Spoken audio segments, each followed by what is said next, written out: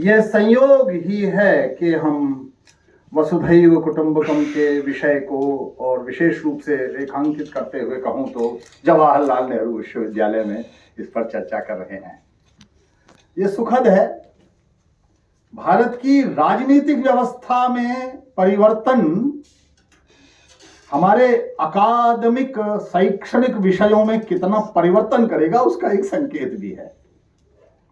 महाभारत का जब युद्ध चल रहा था तो भीष्म से युधिष्ठिर ने एक प्रश्न पूछा और यह पूछा कि व्यवस्था में परिवर्तन से समय बदलता है या समय में परिवर्तन से व्यवस्था बदलती है। कालो वा कारणम राज्ञ राजा वा काल कारणम। मैं राजनीति विज्ञान का विद्यार्थी हूं। बहुत बार हमें ऐसा लगता है कि व्यवस्था में परिवर्तन से व्यक्ति बदल जाते हैं, लेकिन भीष्म ने जो उत्तर दिया वो बड़ा रोचक है। और भीष्म ने कहा इतिते संशयो महाभूत। हे युधिष्ठिर, तुझे कोई संशय नहीं रहना चाहिए, कोई कंफ्यूजन नहीं होना चाहिए। राजा कालस्य कारणम, केवल शासक ही समय को परिवर्तित करने का कारण होता है। हम नेतृत्व के सिद्धांत पढ़ते हैं लोक प्रशासन में, उसकी ओर मैंने संकेत किया। तो राजनीतिक व्यवस्था में परिवर्तन से अकादमिक और शैक्षणिक व्यवस्थाओं में विचार के परिवर्तन प्रारंभ हुए हैं, ऐसा मुझे राजनीति विज्ञान के विद्यार्थी के नाते लगता है और यह सुखद है। हम विश्व के समक्ष आर्थिक स्थिति में कैसे हैं वो एक अलग उपादान है। उसमें बहुत सारे लोग कहने लगे हैं हम इतने ट्रिलियन की इकोनॉमी हो जाएंगे, विश्व की आर्थिक महाशक्ति बनने की ओर अग्रसर हैं, पहले 5 में आ गए हैं। ये सब विषय हैं। सामरिक रूप से भी हम एक शक्ति बन रहे हैं, लेकिन अब पिछले कुछ वर्षों से हम इस पर भी विचार कर रहे हैं कि क्या हम पुनः एक बौद्धिक शक्ति भी बन सकते हैं। ऐसे में जब हम विश्व में एक वैकल्पिक नहीं, एक मौलिक विचार को लेकर विश्व के समक्ष सहस्रों वर्षों से खड़े थे, उस विचार की पुनर्यात्रा है इस प्रकार के आयोजन जो अकादमिक अनुष्ठान आज शांतेश जी कर रहे हैं।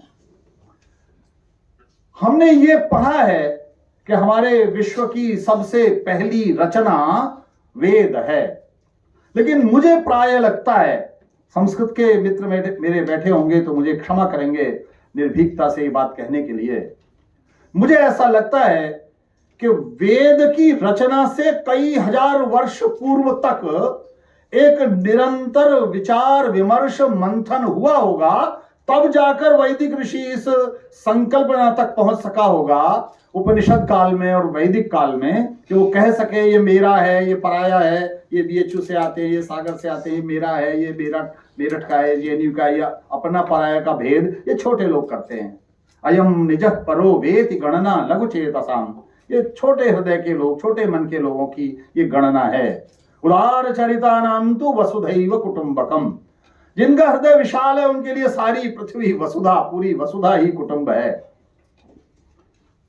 जो लोग राजनीति विज्ञान को जानते हैं उन्होंने देखा है, कुछ लोगों ने इसका अनुवाद ऐसे भी किया कि जो सारी वसुधा है वो उनके कुटुंब की है। बस यही संघर्ष है। ये कुटुंब की व्याख्या कितनी व्यापक हो, यही भारत है और यही मानवाधिकार की भारतीय दृष्टि की संभावना है। ये जो अयम निजः परो वेति, इससे ऊपर उठना है, ये सब में अपने जैसा देखने के भाव की प्राप्ति है। और जब हम इससे प्रारंभ करते हैं तो वेद का ऋषि प्रार्थना करता है। वेद को हम में से बहुत सारे लोग ऐसे मानते हैं कि वो अगम्य हैं, समझ में नहीं आएंगे। प्रायः प्राचीन सभ्यता जब प्रारंभ हो रही है तो मनुष्य के सामने प्रकृति के जो अवयव उपस्थित हैं उनको संबोधित करने के उसके प्रयत्नों में उसकी आकांक्षाओं, प्रार्थनाओं, कामनाओं, अभिलाषाओं, उत्सुकताओं का नाम है वेद। और वह उनसे प्रार्थना करता है। मैं प्रायः अपने विद्यार्थियों से पूछता हूं जिन्होंने पहली बार वायुयान में यात्रा की होगी, उसकी खिड़की से झांका होगा 39,000 फीट की ऊंचाई से जब नीचे झांका होगा तो बड़े बड़े शहर इतने से लगते होंगे। जिन्होंने पहली बार समुद्र देखा होगा, उन्हें यह विशाल समुद्र भयाक्रांत भी करता होगा, अपनी लघुता का आभास भी कराता होगा। इसलिए मनुष्य ने जब प्रकृति को देखा, पर्वतों को देखा, नदियों को देखा, आकाश को देखा, अग्नि को देखा, वायु को देखा, तो उसके मन में चिंताएं हुई और उन चिंताओं से वो सबको व्याप्त करता हुआ, संपृक्त करता हुआ प्रार्थनाएं करता है, जिन्हें हम वेद के मंत्र कहते हैं। तो वेद का एक मंत्र कहता है, यतो यत समीहसे ततो नो अभयम कुरु। जिससे आवश्यक समझते हो, मुझे आभास नहीं है किस किस से आवश्यक है। जितना मैं बताऊं और बार मैं बताऊं कि इतने से और कुछ रह जाए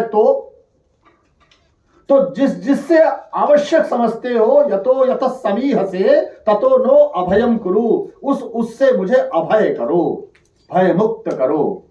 शम नः कुरु प्रजाभ्यो, मेरे साथ जो जीवन जी रहे हैं, जो मेरे साथ रह रहे हैं, उनका भी कल्याण करो। अभयम नः पशुभ्य, ये जो जैविक विविधता है इसका भी अभय करो, इसे भी निर्भय करो। ये जो प्रार्थना है ये इतनी सर्वसमावेशी है, इतनी सबको संयुक्त करने वाली है कि मनुष्य मात्र नहीं, सभी प्राणी मात्र, सभी जीवधारी इसमें संपृक्त हैं। ये भारत की प्रारंभिक सांस्कृतिक परंपरा के उन्नयन के उत्कर्ष के संकेत हैं।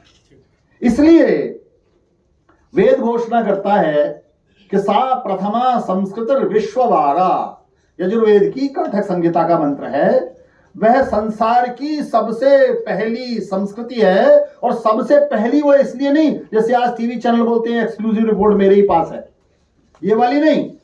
प्रथमा विश्ववारा, विश्व का संरक्षण करने वाली, विश्व का ध्यान रखने वाली, विश्व का वरण करने वाली, उसका वारण भी करने वाली, उसे कष्टों से बचाने वाली विश्व की पहली संस्कृति है। वो इस रूप में प्रारंभ होता है। और इसीलिए इस वसुधा में सब मेरे अपने हैं का विचार उपनिषद काल तक इतना विस्तृत हो जाता है कि वो पूरे वसुधा को कुटुंब के रूप में आपके सामने प्रस्तुत करता है।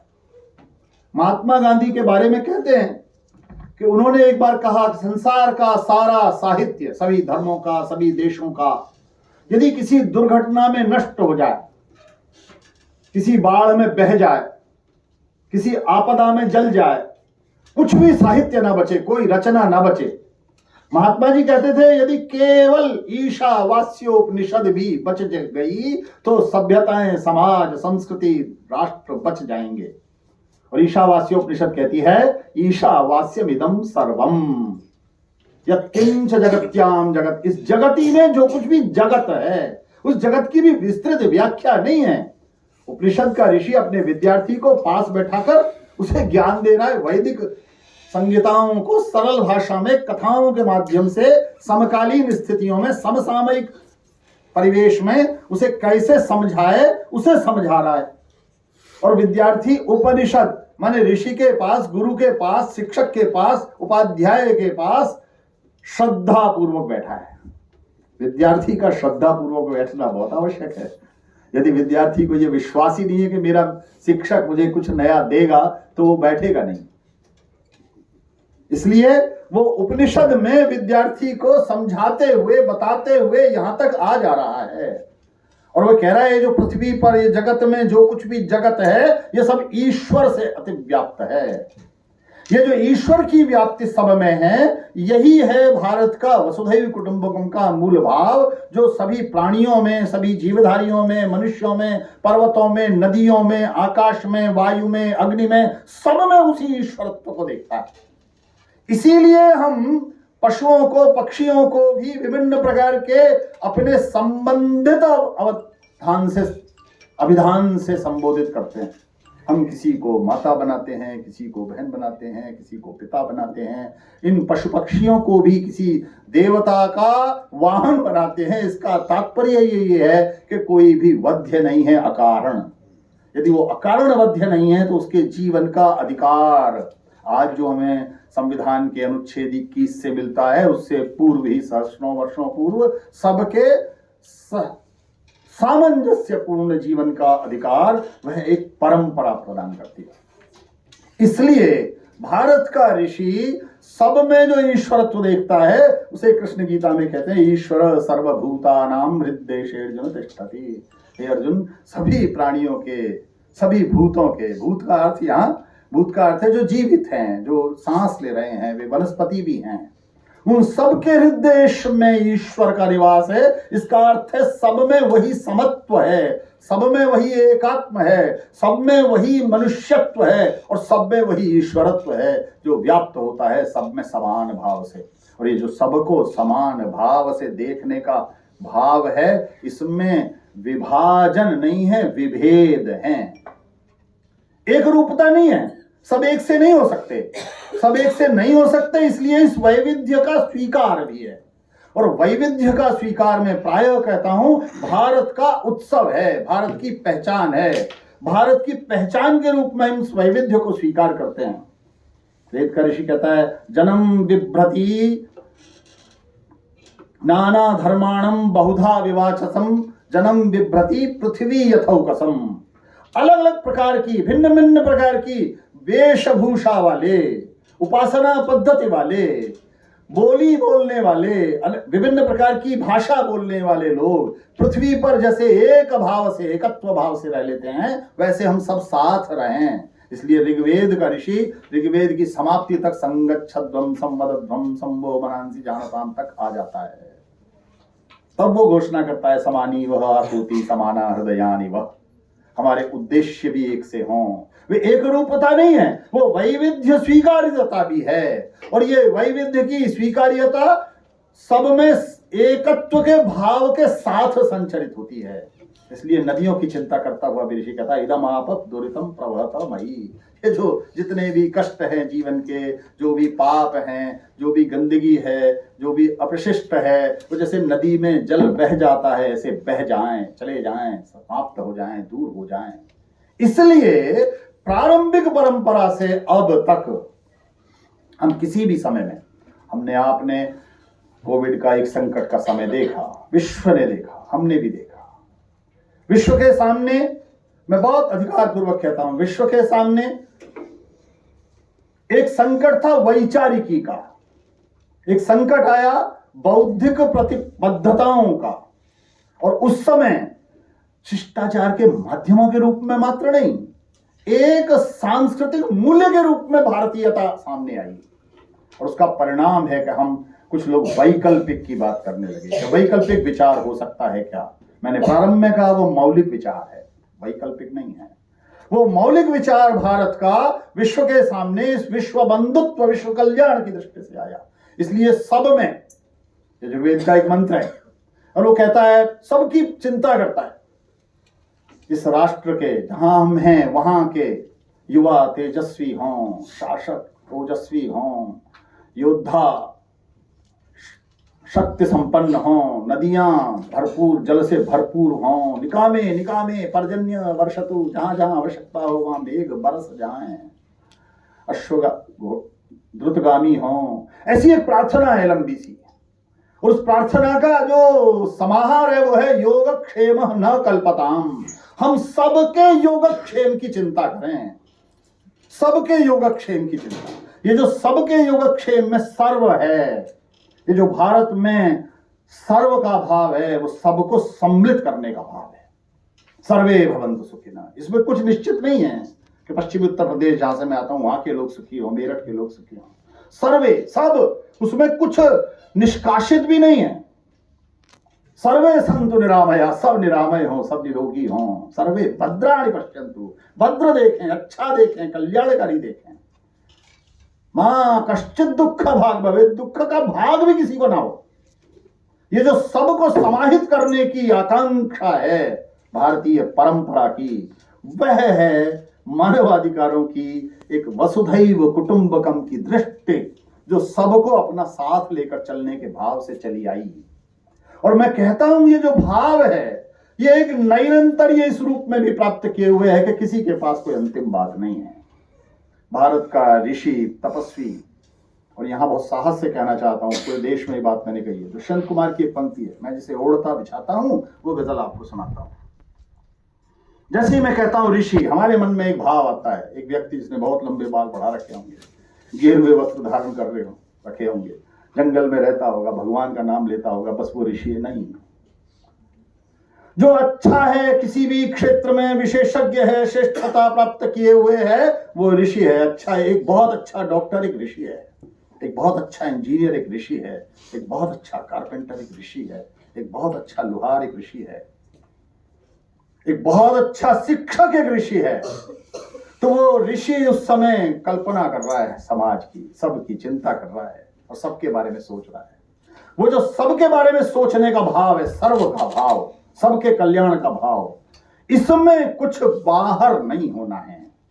और जब वो बाहर नहीं होना है तो वो परंपरा नियमित रूप से, निरंतर रूप से आगे तक आई। इसलिए एकात्म का भाव, वो अहम ब्रह्मास्मि, मैं ब्रह्म हूं, तत्त्वमसि, तुम भी वही हो, सर्वम खलविदम ब्रह्म, ये सारा ही ब्रह्म है। ये जो सब में एकात्म का भाव, अद्वैत का भाव भारत के मूल भाव में चला, वही है सर्व कल्याण, विश्व कल्याण। विश्व में किसी को कष्ट ना हो। वेद का एक ऋषि कहता है, स्योना पृथ्वी भवान ऋक्षरा निवेशिनी नो शर्म सब यच्छ शर्म सब प्रथा। यह पृथ्वी सबके लिए कल्याणकारी हो, कष्ट रहित हो, कंटक रहित हो, भद्र हो, अच्छी हो। और ये जो भद्रता का भाव है, इसमें एक भाव है कि नेति, मेरे पास अंतिम बात नहीं है कहने के लिए। मेरे बाद प्रोफेसर सिंह बोलेंगे, वो कुछ और मुझसे अलग बोलेंगे, मुझसे बेहतर बोलेंगे। ये जो विचार है कि मेरे पास अंतिम नहीं है, न इति अंतिम नहीं है, आप में से कोई भी विद्यार्थी मुझसे अच्छी बात कह सकता है। ये जो अंतिम बात नहीं है का अर्थ है, जितने सत्य का दर्शन मैं कर सका उतना उद्घाटित कर दिया, उद्भासित कर दिया आपके समक्ष। पुराने लोगों को याद होगा, सिंह साहब को याद होगा, एक पुरानी हिंदी मूवी थी कभी कभी, अमिताभ बच्चन राखी की। मैं कहता हूं साहिल लुधियानवी उसी परंपरा को नेति न इति, साहिल लुधियानवी ने उसी परंपरा को आगे बढ़ाया और कहा, मैं पल दो पल का शायर हूं, पल दो पल मेरी जवानी। कल और आएंगे, संजय जी आपने तो देखी होगी, कल और आएंगे नगमों की खिलती कलियां चुनने वाले, मुझसे बेहतर कहने वाले, तुमसे बेहतर सुनने वाले। ये जो तुमसे बेहतर सुनने वाले और मुझसे बेहतर कहने वाले का भाव है, इसका अर्थ है कि ये सत्य के अनुसंधान की यात्रा अनवरत है, निरंतर है, शाश्वत है, शून्य है, अबाध है। इसलिए सत्य का अनुसंधान अंतिम नहीं हुआ है। किसी के पास अंतिम वाक्य नहीं है, अंतिम ग्रंथ नहीं है, अंतिम देवदूत नहीं है, अंतिम विचार नहीं है, इसमें परिवर्तन न किया जा सके। आपने बहुत लोगों को कहते सुना होगा, वेद का एक मंत्र है, ऋग्वेद का, नो भद्रा क्रतवो यंतु विश्वत, विश्व भर से कल्याणकारी विचार हम तक आए। मैं थोड़ा इसके आगे जाता हूं और वो कहता है, अदब्धासो अपरीतासो उद्भिद, ऐसे विचार जिनका कोई दमन ना कर सके, शमन ना कर सके, कोई रोक ना सके, ऐसे विचार। अपरीतासो, जिनका परीक्षण भी नहीं हुआ है अभी। उद्भिद, जो अभी उद्भुत हुए हैं, अभी उद्भव हुआ है, जिनका अकस्मात आए हैं, प्रत्युत्पन्न हैं, स्पॉन्टेनियस हैं, वे भी विचार, वे भी सब आ जाएं। विरोध नहीं है किसी विचार का, इस वैभिन्न का स्वीकार ही है कि एकम सद्विप्राः बहुधा वदन्ति। एक ही प्रकार की बात को, एक ही सत्य को समझदार लोग, विद्वान लोग, ज्ञानवान लोग विभिन्न प्रकार से कहते हैं। हम राजनीति विज्ञान पढ़ाते हैं, एक ही विचारक को, हम में से बहुत सारे लोग उसी विचार को अलग अलग भाषा में, अलग अलग प्रसंगों से, उद्धरणों से पढ़ाते हैं। ये जो वैविध्य का स्वीकार है, यही आगे बढ़ता है। और जब मुझ तक अच्छे विचार आ जाएं, भद्र विचार आ जाए, कल्याणकारी बात आ जाए, तो मैं इसे अपने तक सीमित भी न रखूं, इसे वितरित कर दूं। यजुर्वेद का ऋषि कहता है, यथेमां वाचम कल्याणीम आवदानी जनेभ्य, मेरे पास जो भी कल्याणकारी विचार है, भद्र बात है, उसे मैं जनों में वितरित कर दूं, सब में बांट दूं, किसी के पास भी पहुंचा सकूं। ये जो सब तक पहुंचा सकने की इच्छा है, कामना है, अभिलाषा है, यह है सर्व कल्याण में मेरे अंशदान की अभिलाषा, विश्व कल्याण में मेरे अंशदान की अभिलाषा। जो मैं कर सकूं जहां तक, वहां तक करूं, यह मानव मात्र के लिए करूं, और जो मेरा अपना कर्तव्य है वहीं उसी क्षेत्र में करूं, उसी विशेषज्ञता में करूं। मुझे बहुत सारे लोग मिलते थे विश्वविद्यालयों में, आज भी आपको भी मिलते होंगे, प्रशासक हैं प्रोफेसर सिंह, इनको भी मिलते होंगे, शिक्षकों को भी मिलते हैं, बहुत सारे लोग हमें ज्ञान देते हैं।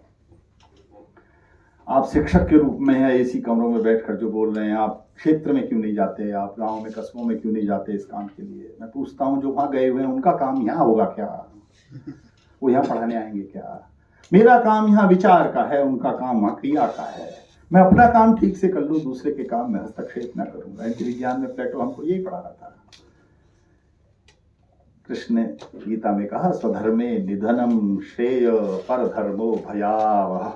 अपने कार्य में, अपने दायित्व में, अपने कर्तव्य में, अपने धर्म में, अपने ड्यूटी में निधनम, पूरी तरह से नष्ट हो जाना भी श्रेयस्कर है। दूसरे के कार्य में प्रवेश करना अनाधिकार, अनधिकार प्रवेश भयावह है। इसलिए अपना कार्य हमें ठीक से करना है, और वो अपना कार्य ठीक से करने के लिए ये जो एक पृथ्वी, एक परिवार, एक भविष्य है, हम इसी दिशा की ओर जाएंगे।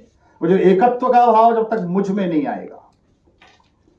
और एक कथा सुनाता हूं, मैंने जीवन कथा सुनाकर ही गुजारा है कक्षाओं में। एक कथा सुनाता हूं आपको, ये मैंने पूरे देश में सुनाई है।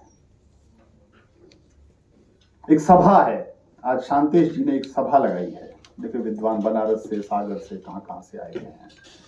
ऐसी एक सभा लगी हुई है जनक की। सभा में ऐसे ही सब विद्वान बैठे हुए हैं। उनको दान में, संजय पांडे थोड़ा देर से आए, तो दान में गाय लेकर आए 1000 सोने की सींग वाली। उनके सोने के सींग हैं उन गायों के।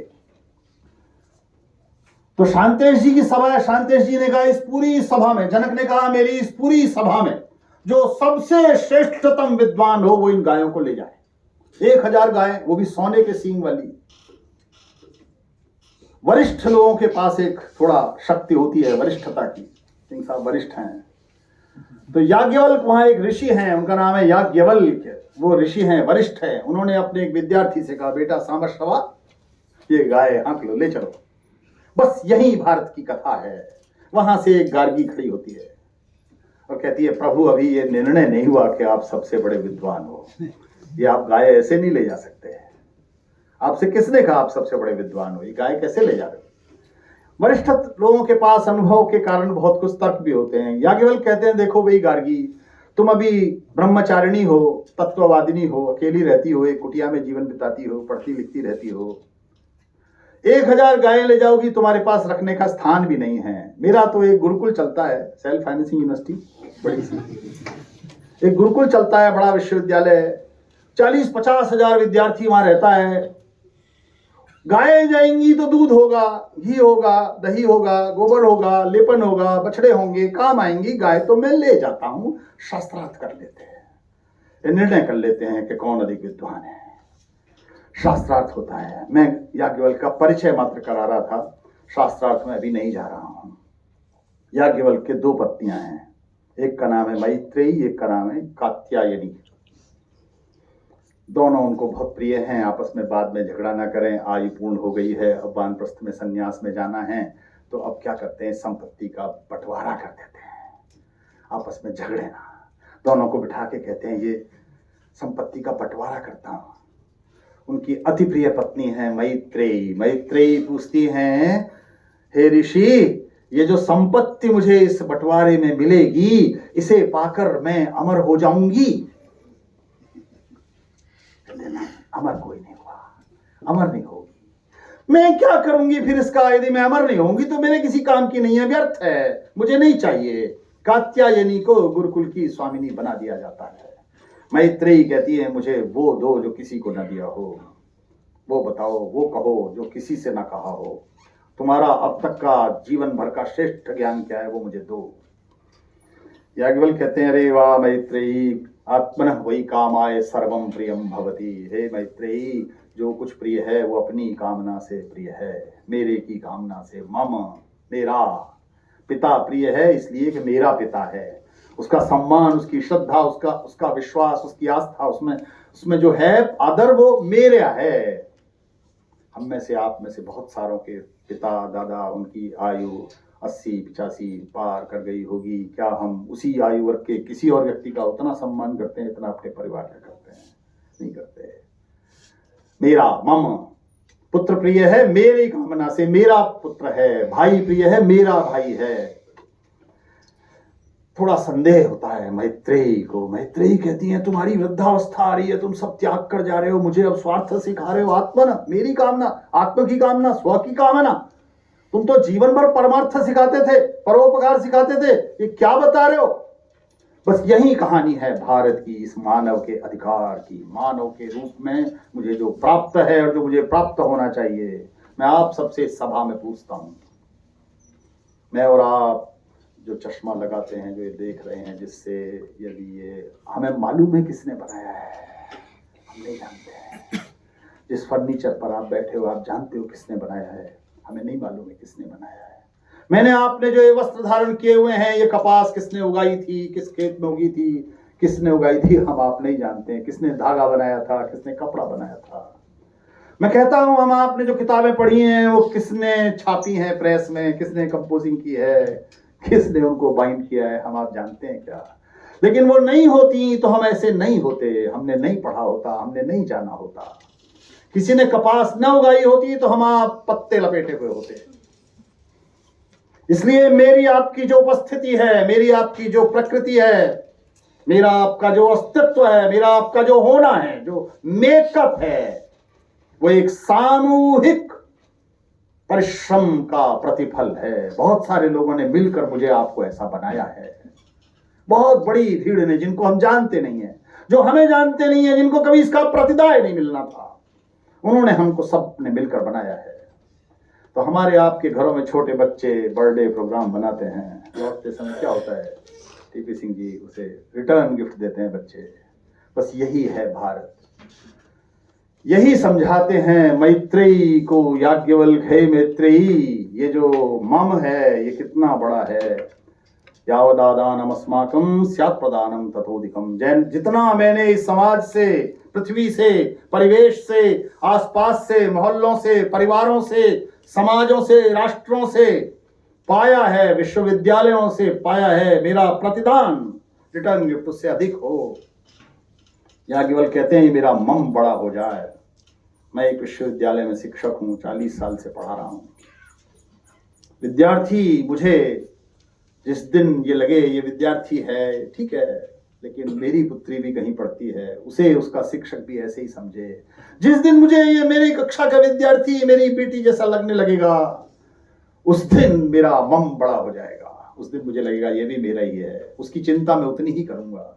मैंने कहा हम अपने पिता की, हम अपने भाई की, अपने पुत्र की, अपने परिवारजनों की स्व के रूप में, मम के रूप में जितनी चिंता करते हैं, जिस दिन ये मेरा परिवार बड़ा हो जाएगा, उस दिन वसुधैव कुटुंबकम का विचार, भारत का विचार, मेरा विचार हो जाएगा। और उससे फिर मानव की दृष्टि, मानव को देखने की दृष्टि, उसके अधिकार की दृष्टि, उसके कर्तव्य की दृष्टि, उसके भविष्य की दृष्टि, उसके कल्याण की दृष्टि मेरी सब बदल जाएगी। इसलिए भारत का विचार मूलतः विचार है इस एकात्म का विचार। सब में वही है जो मुझ में है, और सब में वही है तो मुझे अपनी चिंता करनी है तो उसकी भी उतनी ही चिंता करनी है। लेकिन फिर इस परंपरा को, परंपराएं प्राय बहुत सारे लोग आजकल इस पर बात करते हैं, सरकारें भी कह रही हैं भारतीय ज्ञान व्यवस्था, इंडियन नॉलेज सिस्टम। कल मैं एक मीडिया स्टडीज के कार्यक्रम में था, वो कह रहे थे सिस्टम है या प्रणाली है, क्या है, भारतीय है या इंडियन है, इस भेद में नहीं जाता। क्या संपदा है, व्यवस्था है, सिस्टम है, प्रणाली है, इस भेद में नहीं जाता।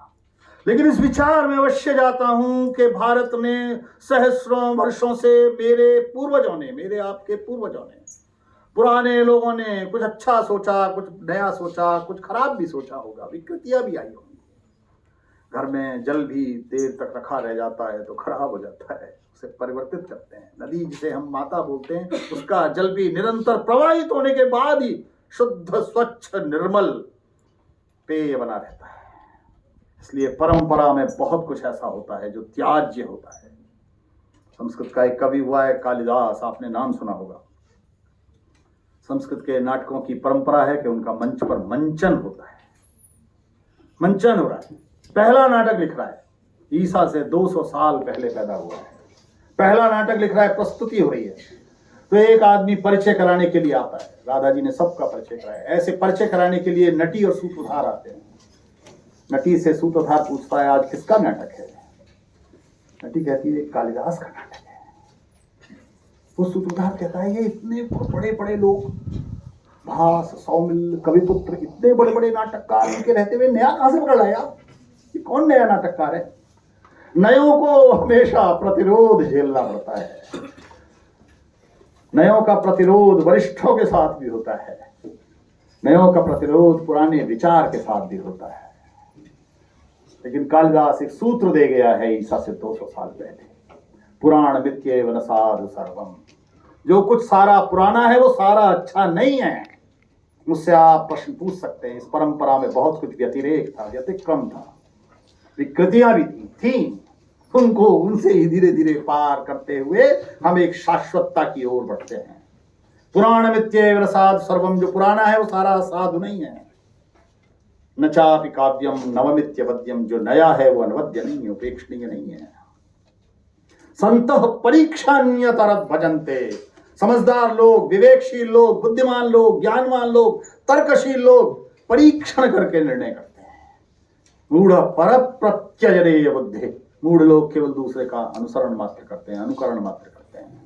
हमने बहुत दिन मूढ़ के रूप में दूसरों का अनुकरण कर लिया है। अब हमारी जागृति का काल है, अब हमारे जागने का समय है। हमें परीक्षण करने की आवश्यकता है। हमारी परंपरा में से, हमारे ज्ञान संपदा में से, उसे प्रणाली, व्यवस्था, कुछ भी कहें, उसमें से बहुत कुछ ऐसा है जो उपादेय है, प्रासंगिक है, मनुष्य को मनुष्य के रूप में देखने की हमारी इच्छा शक्ति की शाश्वतता आधुनिक प्रश्नों को संबोधित करने में कितनी समर्थ है, ये चिंता है। इसलिए अतीत से सीखना है, वर्तमान को संबोधित करना है और दृष्टि भविष्य की ओर रखनी है।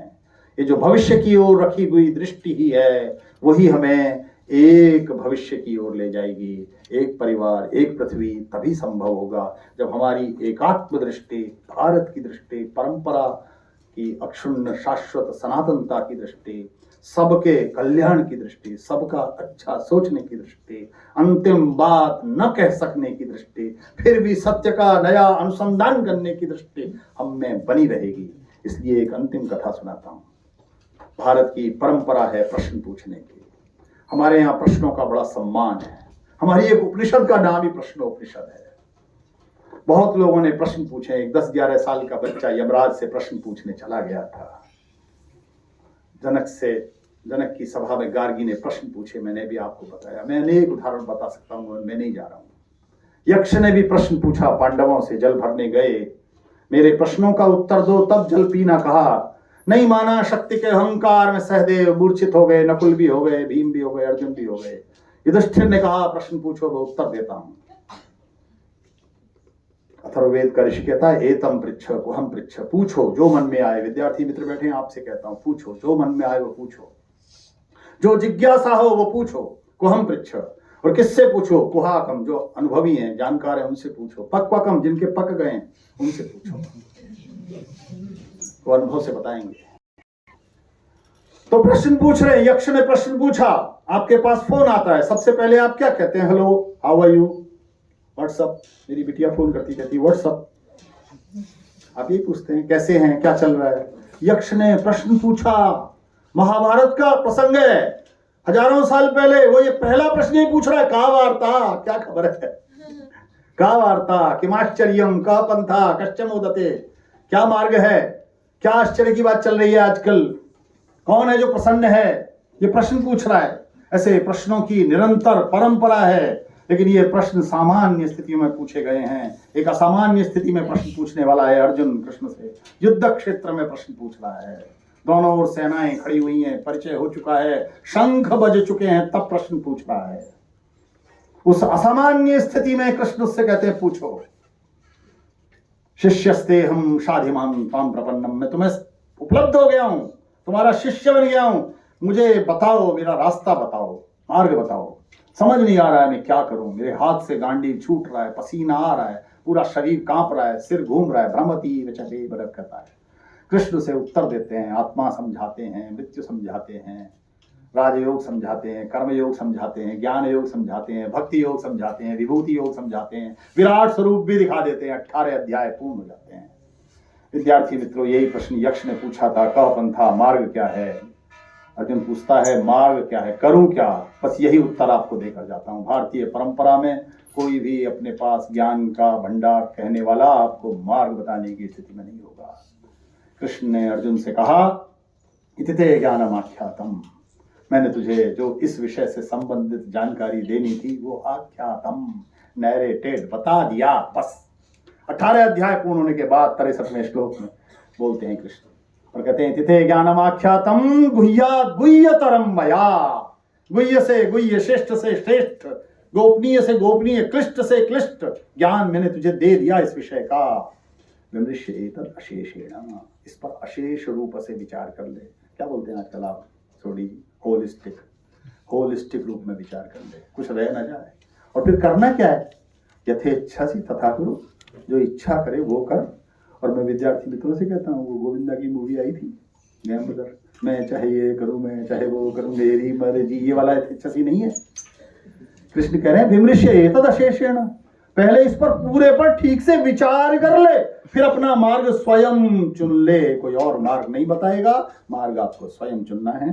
भारत की परंपरा वसुधैव कुटुंबकम के विचार से सबको अपना मानते हुए भी सबको एक स्वातंत्र में रखती है कि अपना विचार, अपना मार्ग आपको स्वयं अपने विवेक से, अपने ज्ञान से, अपनी बुद्धि से चुनना है। धन्यवाद, नमस्कार।